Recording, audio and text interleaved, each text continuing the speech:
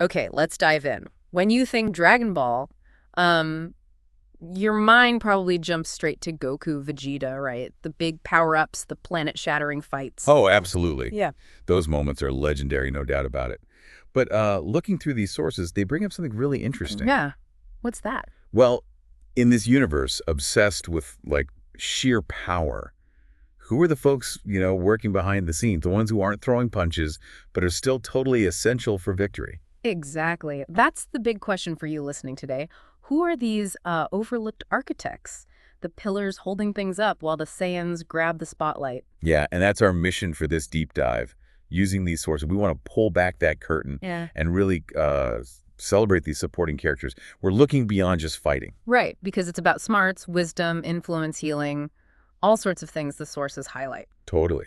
And honestly, the sources make a strong case that without these specific characters, the universe probably would have been doomed like multiple times over. Seriously.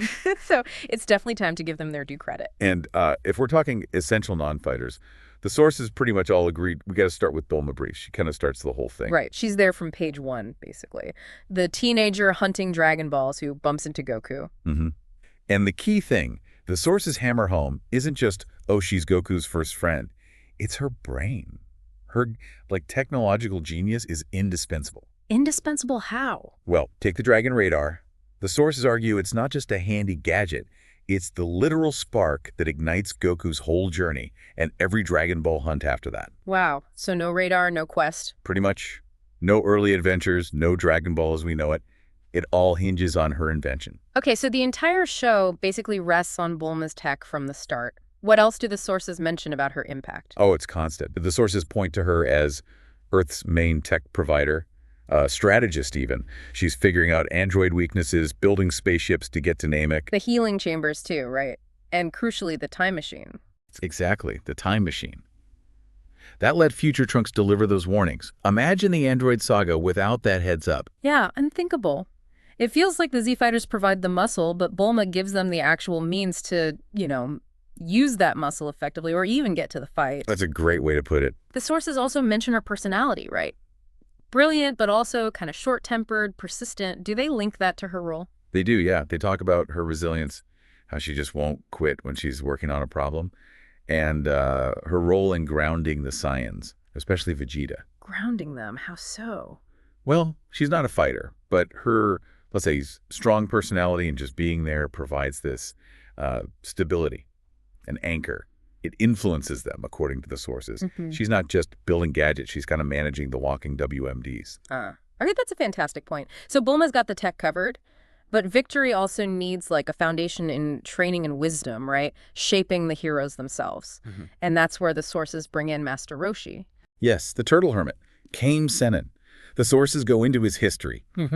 Legendary martial artist, creator of the Kamehameha. The OG teacher for Goku and Krillin. Right. And he's, ancient, lives on that island, has his questionable hobbies. No, the pervy stuff. The sources even say that costume is flying Nimbus privileges. Exactly. He's a character full of contradictions. But the insight from the sources is really about the lasting impact of his core philosophy. It's not just the moves he taught. What do they mean? They point to those early lessons. Humility, discipline, pushing limits, but also using your head. Strategy. Remember when he disguised himself as Jackie Chun? Oh, yeah, in the World Tournament? That wasn't just for laughs, the sources argue. It was strategic. He wanted to make sure Goku and Krillin didn't get cocky, kept striving, kept learning. That makes sense. And the sources also highlight his comeback in Dragon Ball Super, right, in the Tournament of Power. Goku specifically wanted him there. Yeah, and get this. This is where his ancient wisdom becomes super relevant again. The sources mention his tactical skill in the tournament, taking out tricky opponents. Okay, sure. But even bigger, in the manga specifically, the sources connect Roshi's big moment facing Jiren directly to Goku, figuring out Ultra Instinct. Wait, seriously, Roshi's philosophy helped unlock Ultra Instinct? How? Well, the argument in the sources is that Roshi's lesson right then was about mastering yourself, like true self-control under insane pressure. And that's presented as a key step towards Ultra Instinct, that state of perfect movement without thought. Wow. So it suggests Roshi's foundational teachings from way back were still vital for Goku reaching, his ultimate power level. That completely changes how you see him. Not just the old master, but this, like, timeless source of truth that even gods could learn from. It shows mastery isn't just raw power. Exactly. Self-knowledge, humility. Yeah. Powerful stuff. Okay, so from intentional guidance like Roshi's, let's pivot to, well, a totally different kind of influence, maybe unintentional. Huh. Yeah, you thinking Mr. Satan. Absolutely.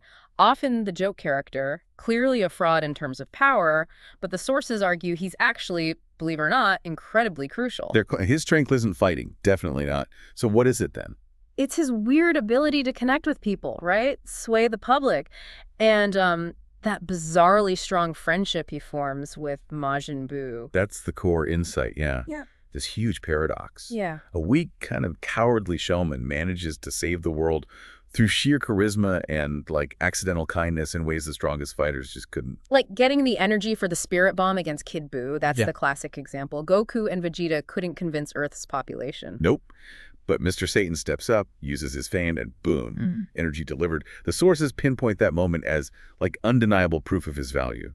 Without him, maybe no spirit bomb. And the Buu friendship, too, that averted who knows what kind of destruction and actually turned Buu into, well, an ally. Exactly. So he's this perfect example in the sources of how things other than power, charisma, luck, maybe a genuinely good heart buried under all that bluster can literally save the world. Yeah. Multiple times.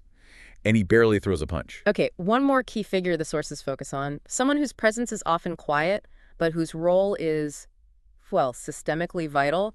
Dende. Ah, Dende. Yeah. The sources bring him in during the Namek saga, right? The young Namekian healer. Super important for keeping Gohan and Krillin in the fight against Frieza's crew. Vital healing. But the main point the sources make about him comes later, doesn't it? Yes, his role as Earth's guardian. After Kami fuses with Piccolo, Dende takes over. And the absolute critical thing he does, he recreates Earth's Dragon Balls. Which raises that huge question. Okay, the Z-Fighters save the day, but they often die doing it. What happens then? Exactly. And that's Dende's indispensable role, according to the sources. As guardian, keeping the Dragon Balls active, he's the foundation for recovery, for second chances. No Dende, no easy way to wish back the fallen heroes after Cell or Buu. Right. No fixing huge cosmic messes with a wish. His healing powers remain important, sure, but his guardianship ensures that whole cycle, life, death, resurrection, can continue. It lets the heroes keep coming back to fight.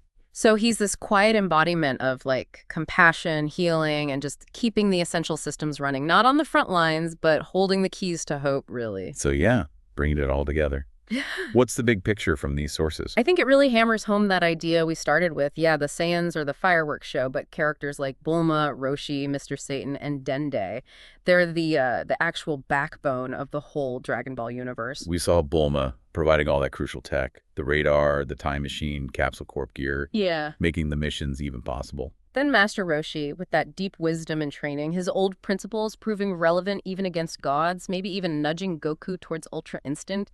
That's wild. Then Mr. Satan, with that bizarre but effective social influence, saving the world through fame and friendship when punches weren't enough. And Dende, quietly providing that vital support system, healing, resurrection via the Dragon Balls, basically keeping hope alive. The sources really drive it home. Strength in Dragon Ball isn't just about power levels, not at all. It's ingenuity, wisdom, loyalty, healing. Even just being popular or accidentally kind, it all matters just as much, maybe more sometimes. Yeah, their contributions are massive, truly invaluable, and maybe they don't get the spotlight they deserve. Definitely.